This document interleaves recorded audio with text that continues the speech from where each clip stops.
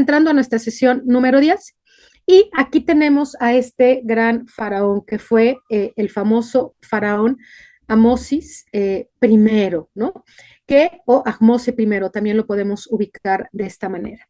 Él lo que hace, él estaba ubicado aquí en Tebas y por eso estas flechitas que están por aquí, porque por un lado logra expulsar a los Hicsos y por otro lado controla a los habitantes del país de Kush, que son nubios. Kush lo pueden encontrar escrito con C o también con K, y son los nubios que también estaban de pronto en el segundo periodo intermedio como que estructurándose para incursionar en la zona central de Egipto y hasta cierto punto lograr que lo poco que quedaba de Egipto o la fuerza que quedaba en Tebas de Egipto se reestructurara y lograra de nuevo la unidad. A final de cuentas, los egipcios se toman en serio esta segunda reunificación y expulsan a los Hicsos y obviamente también controlan esta ciudad y este crecimiento que estaba teniendo la región de Kush. Entonces, por eso aquí es el Imperio Nuevo, una reconstrucción de lo que es realmente Egipto y una reconstrucción a todo lo que da. Entonces, iniciamos con la dinastía 18. En la dinastía 18 vamos a tener a grandes personajes como serían, bueno, Ahmose y su hijo. Luego tendríamos a Tutmosis I, Tutmosis II, Hatshepsut, Tutmosis III. Luego de ahí nos iríamos a el periodo amarniense, que lo vamos a ver, que es sumamente interesante, con Tutankamón incluido y demás, y luego a lo que sería los Ramseses, que son estas dinastías extraordinarias de este imperio nuevo. Tenemos cambios políticos, cambios sociales, cambios culturales, el comienzo de una nueva era realmente para egipcio y los faraones de estas dinastías van realmente a tomar el liderazgo económico, político, social, cultural, comercial. Van a organizar campañas e incursiones comerciales a todas las regiones que pudieron para incrementar los tesoros, por así decirlo, de Egipto, y que Egipto se convierta en una gran potencia que lograra unirse o igualarse a la fuerza que ya tenía los hititas, a la fuerza que ya tenían los asirios, los babilonios y también lo que era toda el reino de Mitanni, que ahorita se los pongo en un esquema, ¿no? Entonces realmente fue Ahmose primero el que se da la tarea de darle de nuevo un orden, de hacer una reestructura y verdaderamente lograr que Egipto se convierta en un imperio. Es este el gran imperio de Egipto, ¿no?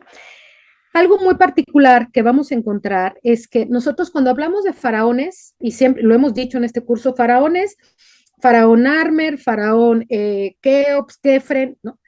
Pero es cierto que ellos en su literatura y en los relieves, cuando se refieren a los gobernantes del imperio antiguo y el imperio medio, se refieren como reyes, se refieren como gobernantes, como los líderes que le dieron sentido, fuerza y unidad a esta gran potencia que se va a configurar en el imperio nuevo. Pero la palabra faraón, como realmente lo entendían los egipcios, que era la gran casa, los que habitaban en la gran casa, que luego los griegos lo van a entender como los faraones, y ya por eso a nosotros nos queda el nombre de faraones.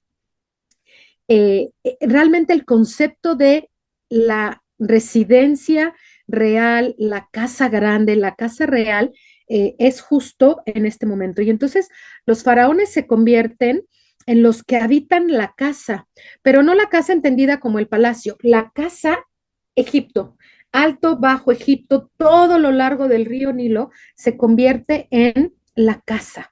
Y el que vive ahí, el que es dueño, pero al mismo tiempo nos comparte el territorio, nos comparte la religión, nos comparte el ámbito económico y político, es el faraón. Y tal fue la fuerza de este concepto de per-a, que es como se llamaban ellos, per-a. Entonces, si quisiéramos vernos muy egipcios, tendríamos que decir per-a, Tutankamón. Per-A, Hatshepsut.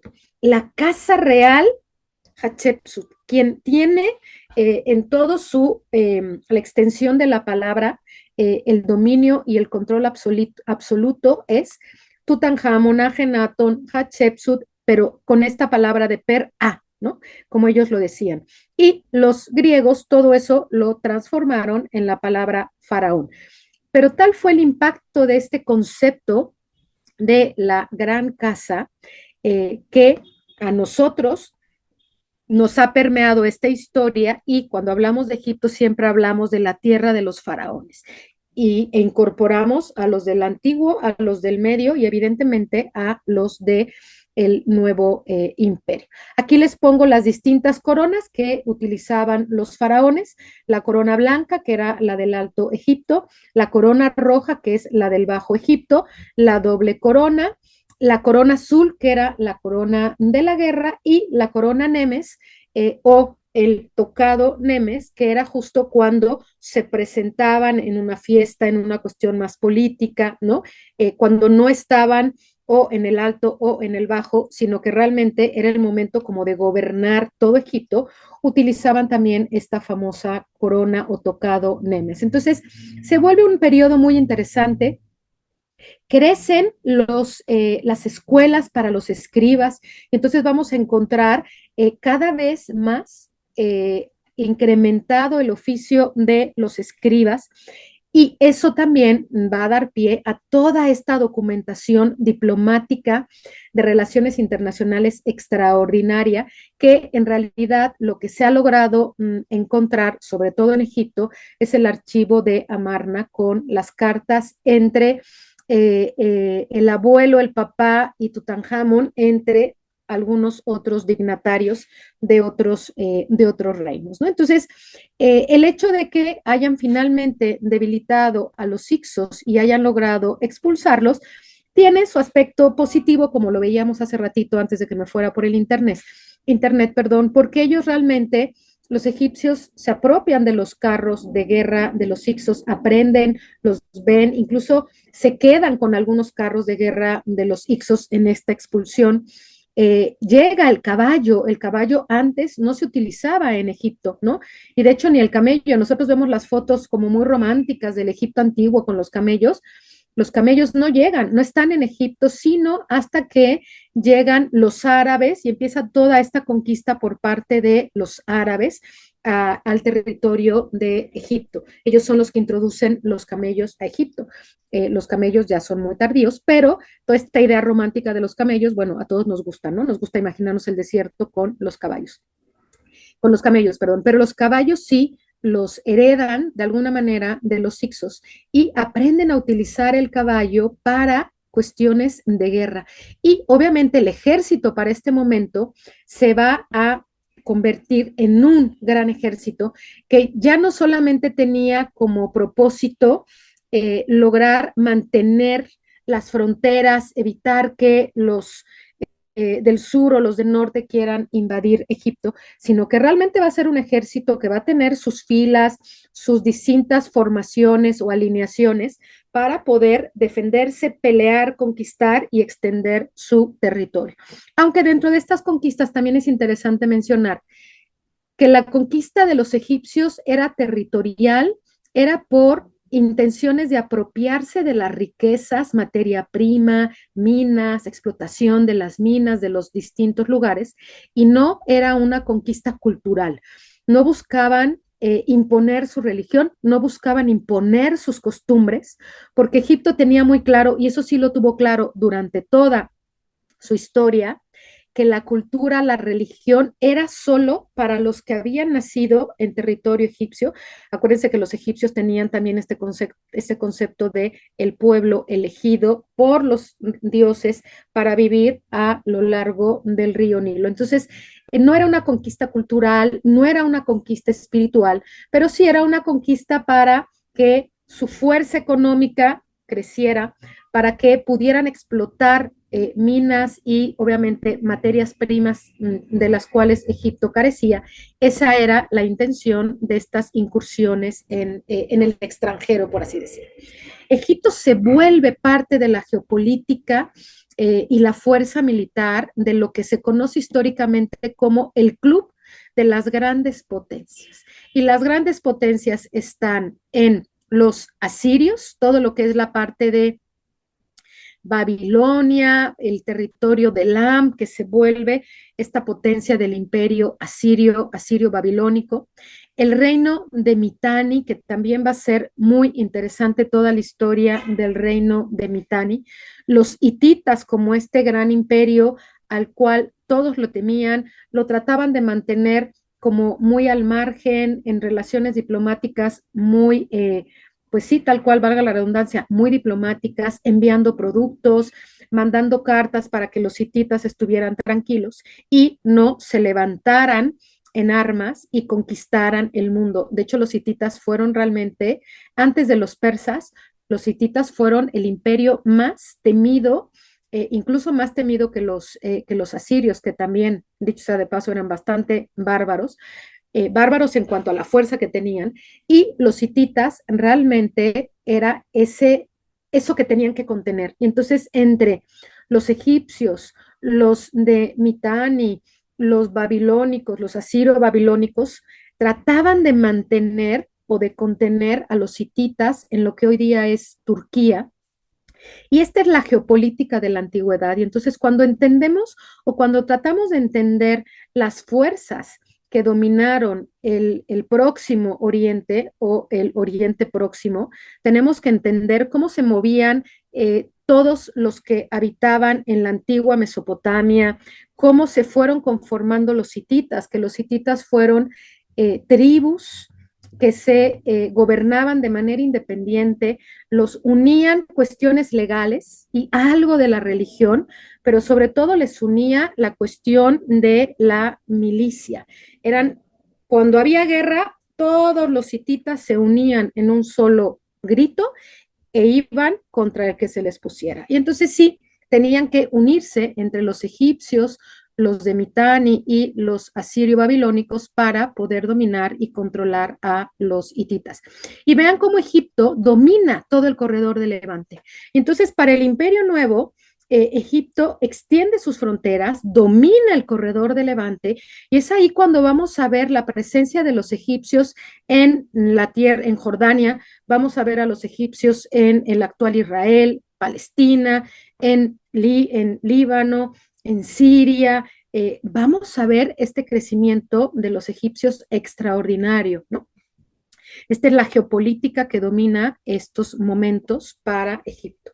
Fuerza militar, pues bueno, queda súper clara esta fuerza militar.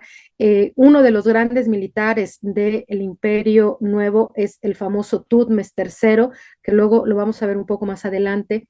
Otro de los grandes también fue Ramsés II, ¿no? Y todas estas batallas que organizaron entre uno y otro.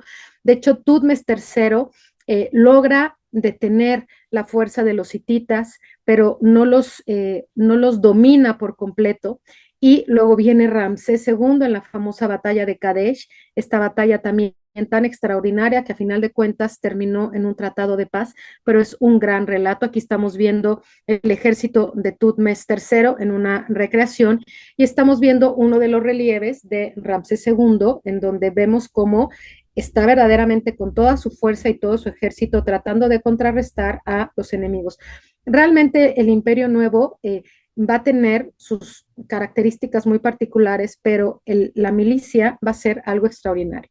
Aquí tenemos este texto de uno de los oficiales, ¿no? Os hablo a vosotros, gente toda, para hacer que conozcáis los favores que me acontecieron. Fui recompensado con oro, y ahí por la traducción medio rara, por mi valor en el campo de batalla, 7 veces a la vista del país entero, así como con esclavos y esclavas igualmente. Fui ricamente dotado con numerosas tierras. La fama del hombre valiente quedará en lo que ha hecho, sin desaparecer de esta tierra por toda la eternidad. Entonces, era realmente a los que ganaban en la guerra, a los que lograban vencer al enemigo, a los que se imponían, en términos económicos les iba re bien, o sea, tenían una fuerza tremenda. Entonces, realmente la fuerza militar del Imperio Nuevo es algo característico y que todos los faraones van a tratar de mantenerlo, consolidarlo e incluso hacer que crezca la fuerza militar. Aquí estamos viendo a Tutmes III en esta batalla de Megiddo, que está en el templo de Karnak, ¿no? Entonces, obviamente, si queremos pensar en esta extensión territorial, en este dominio que va a haber hacia el corredor de Levante y que va realmente a posicionar a Egipto como un gran imperio, no podemos no hablar de Tutmes III. Tutmes III fue un gran militar, fue un gran faraón en su momento, del cual también veremos que hay dudas y confusiones de si estaba en contra de Hatshepsut o apoyaba a Hatshepsut. Entonces veremos algunas de estas historias que nos van a ayudar a entender qué fue lo que pasó en términos de gobierno entre Hatshepsut y Tutmes III, ¿no? Economía, Egipto, o sea, si antes Egipto era el granero de la antigüedad, ¿qué quieren que les diga para este periodo? Egipto incrementa sus tesoros, como ya domina Nubia, obviamente las minas de oro de Nubia le van a pertenecer ahora a Egipto. Todas las minas que hay de piedras preciosas, lapislázuli, cobre, en la zona del Sinaí, en la zona del corredor de Levante, Egipto las va a dominar. Cuando extienden todo su poderío al corredor de Levante, se van a apropiar de la explotación minera, van a tener piedra, van a tener oro, van a tener diorita, van a tener el famoso lapislázuli, la turquesa. Si las tumbas del Imperio Nuevo, pensando en la de Tutankamón como ejemplo, son tumbas o bueno, fue una tumba extraordinaria en oro, que es la única hasta hoy día que se ha descubierto intacta. Imagínense la riqueza que debió de haber tenido la tumba de Tutmes III, la tumba de Ramsés II, todos estos faraones que le dieron una fuerza impresionante a Egipto, pues sus tumbas debieron de haber sido una cosa extraordinariamente rica, porque es el momento en el que Egipto explota estas minas de oro. No porque antes no, pero antes en mucho dependían de Nubia. Ahora van a depender de Egipto y Egipto se va a hacer cargo absoluto de toda esa explotación minera. Aquí estamos viendo un papiro que le corresponde al periodo de Ramsés IV y es justo un mapa de cómo llegar y de las distintas rutas que se deben tomar para poder llegar a las minas. Y es un mapa que fue como rehecho en varios momentos, está hecho en pergamino, por eso también los cortes que tiene, y que se va a seguir utilizando en muchos momentos para Egipto, ¿no? Aquí tenemos estas grandes minas, las minas de oro en Nubia, que durante mucho tiempo fueron explotadas. Hoy día ya estas minas no tienen absolutamente nada de oro, ¿no? Las minas de turquesa en la zona del Sinaí, ¿no? Que incluso en estas minas se lograron, bueno, no se lograron, se hicieron, ¿cómo se llama esto? Templos. Es que estoy viendo si ya llegó el internet para ver si ya me puedo desconectar de mí. No, todavía no. Todavía no llega el internet. Bueno, seguimos. Se hicieron unos templos dedicados a el dios Amón y a la diosa Hathor como la diosa de la turquesa. Por eso los templos de la diosa Hathor, el templo de Dendera, siempre está pintado en color turquesa porque ella es la diosa de estas minas, ¿no? Y también estas minas de turquesa en el sur del Sinaí están asociados a o asociadas al relato bíblico de las minas del rey Salomón por la riqueza que tenían, ¿no? Aquí estamos viendo a Amón, que es la deidad principal en Nubia, pero vean, es un Amón muy particular. Acuérdense que Amón es esta manifestación de Ra en su momento de ya de empezar a envejecer, empezar a perder la fuerza en cuanto a la luz y es el dios que va a entrar al mundo del Aduat. Entonces, en Egipto siempre se representa o casi siempre se representa con la cabeza humana y a veces con cabeza de carnero. En Nubia siempre lo representaron con cabeza de carnero. Entonces aquí tendríamos la representación egipcia y la representación nubia. El templo de Amón en las minas de oro, y aquí estamos viendo el templo de Hathor en las minas de turquesa, ¿no? Y la ubicación sobre todo de las minas de turquesa en la zona del Sinaí, que ya Egipto lo domina por completo. Religión, ¿qué sucede con la religión en el Imperio Nuevo? Es una religión que le va a dar, obviamente, va a tener continuidad de todo lo que hemos estado viendo. La Eneida o los 9 dioses de Heliópolis van a seguir presentes, van a tener en claro todo el aspecto de la diosa Nut, el dios Geb, el dios Shu, que es el aire o el viento que separa el cielo de la tierra, Isis, Osiris, Set, Neftis, que es la otra, la hermana de Isis, ¿no? Y vamos a encontrar un cambio muy particular que se va a dar en este momento, que es justo de esos textos de las pirámides que solamente los faraones podían poner en sus pirámides, a el desarrollo de los textos de los sarcófagos, que ya van a ser sarcófagos que van a tener fórmulas mágicas, algunos conjuros que los escribas, los regentes, los chaptis, que son los que acompañan siempre al faraón y administran, los arquitectos reales, van a ser sus mastabas, pero en vez de poner textos en sus sarcófagos, ponían todos sus textos, los textos de los sarcófagos. Para el Imperio Nuevo, eso va a evolucionar y va a dar un cambio a lo que ya conocemos como el libro de los muertos o el libro de la salida del día. ¿Por qué es la salida del día? Porque cuando el sol sale y se pone el día, quiere decir que ha vencido a la Duat, ha vencido la oscuridad, y se conocen como los textos de la salida del día. Pero aquí ya hay una gran diferencia.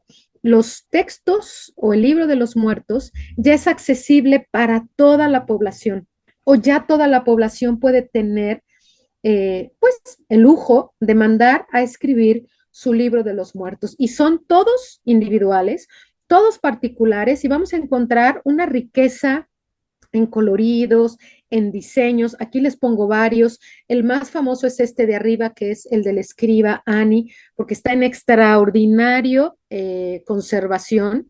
Y así como lo vemos, así de largo es. Bueno, claro, eh, mide creo que 8 metros de largo, si no me equivoco, es una cosa muy larga, pero está en cada una de sus etapas. Aquí abajo vemos otro más sencillo, con el texto en los lados, un poco más tardío. Aquí estamos viendo otro.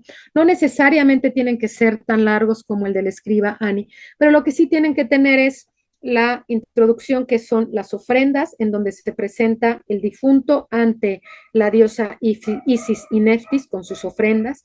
Luego un pasaje que es muy particular, en donde cada uno de los difuntos coloca una actividad que ellos consideran importantísima dentro de su época. Y aquí Ani, aunque era un escriba, él decide registrar toda esa contabilidad o registros escritos que él llevaba de la agricultura de su momento. Luego tenemos a Ani dándole una ofrenda a Horus. Y aquí la parte central, que es el momento en el que se pesa su corazón con la balanza de Mat. Y aquí estamos viendo a Ani, que está representado también por Subá. El Va, acuérdense que es esa entidad del alma que va a hablar en el momento del juicio. Aquí está Anubis como el que va a estar viendo que la balanza quede perfectamente equilibrada o no. Y finalmente Tod, que lleva todo el registro, y aquí la famosísima Mit, la devoradora de los corazones, la devoradora de existencia. Cuando el corazón se equiparaba a la pluma, quería decir que el difunto era justificado, podía acceder a el reino de los juncos, y es presentado ante Osiris como ya el difunto victorioso. Y esta última parte ya es Ani osirificado, Ani ya momificado y que ha renacido y lo representan como Osiris. Entonces, esos elementos tenían que estar, sobre todo tenía que estar esta parte, la clave que es la balanza, el que se pesara la balanza. Entonces, esto es un cambio que va a tener el imperio nuevo en cuanto a la religión, al menos en el texto, en los textos de las pirámides. Se estructura, se establece el Valle de los Reyes como la necrópolis del Imperio Nuevo, la necrópolis de Tebas, en donde vamos a tener la montaña primigenia, por eso ya no construyen pirámides, porque el mismo desierto nos da la forma de las pirámides, y debajo de esas pirámides naturales, todas las tumbas del Valle de los Reyes, ¿no? Y entonces tenemos el Valle de los Reyes y las montañas naturales debajo de las cuales se colocaban las famosas tumbas o los hipogeos. Pero también va a ser necesario la construcción de la ciudad de Der el Bahari, de los artistas, de los arquitectos, de los artesanos que elaboraban las tumbas del Valle de los Reyes, ¿no? Todo eso asociado en términos de religión, en términos del rito de la muerte y demás. Algunas de las tumbas más bonitas o más emblemáticas, la de Seti I, la de Tutankamón, porque es la más famosa, no porque sea la más bonita, pero es la más famosa, la de Ramsés V, la de Ramsés II, Ramsés IX y la de Tutmes primero y Tutmes III, porque hay confusión entre cuál de los Tutmes estuvo enterrado en esa tumba, ¿no? Pero también están las de las reinas, ¿no? Tenemos, aquí no se las puse, pero está la de Nefertari, la esposa de Ramsés II, que es una tumba extraordinaria, ¿no? Entonces, vean cómo esta primera parte, aunque rápida y más por lo del Internet, pero tratando de ubicar cómo realmente el Imperio Nuevo le da una consolidación, le da un crecimiento y potencia a Egipto al extranjero. Egipto es conocido ahora en el extranjero como un gran imperio, no una gran potencia, ya no solo como el que tiene grano, ya no solo como el que nos puede alimentar en una crisis, sino ahora como un imperio hay que temerle porque ha crecido, se ha estructurado y tiene una fuerza tremenda, ¿no? Entonces, termino aquí esta primera parte, pero ahorita vienen un poquito desmenuzados estos faraones. No sé si tengan una duda, hacemos el descanso. Usted me dice, pastor. ¿No? Si no hay duda, podemos descansar unos 5 minutos. Va, descansamos y ahora volvemos. Ok.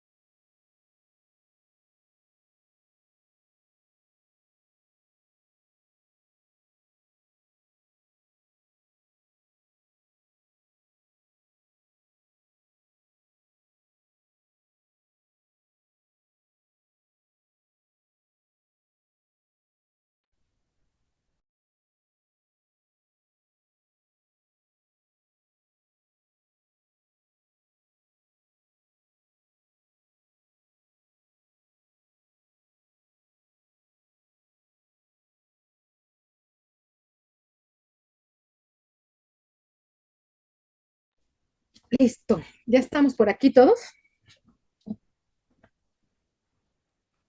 Ya estamos volviendo ya. Ahí vienen llegando. Bueno, yo no sé si entre que me quedé sin el internet, en lo que conectaba, entre la angustia, fui como muy rápido. Yo sentí que fui como que me perseguía el león. Sí, a ver, el sentido de esta primera sesión, al menos de hoy, era realmente entender la importancia que cobró Egipto para este periodo nuevo o este imperio nuevo, ¿no? Su crecimiento que tiene en todo sentido. Entonces, sí, más o menos, o me fui demasiado rápido. ¿Bien? Bueno, vamos entonces ahora así hablar de algunos de estos faraones, porque, claro, como en todos los momentos importantes de Egipto, unos faraones destacaron más que otros, algunos incluso para el imperio medio, considerados como medio tiranos por la importancia que le daban más a la cuestión económica y a sus construcciones y no tanto por pensar en el pueblo, ¿no? Pero en términos normales, como cualquier otra cultura, pues de gobernantes a gobernantes, pero sí podemos decir que Egipto se caracterizó por mantener esta búsqueda de de la unidad, de la famosa MAT, y aunque sí hubo sus honrosas excepciones como faraones medio complicados, medio dictadores, un poquito como en esa anarquía y demás, hubo sus grandes faraones, ¿no? De manera particular a mí el imperio medio me fascina, pero el imperio nuevo me parece que es un imperio en el que hay que ir destacando a estos grandes faraones que lograron darle a Egipto un crecimiento impresionante, ¿no? Entonces vamos a tratar de hablar de los más destacados. Hoy hablaremos de unos, no nos da tiempo de todos. Quiero detenerme para la siguiente sesión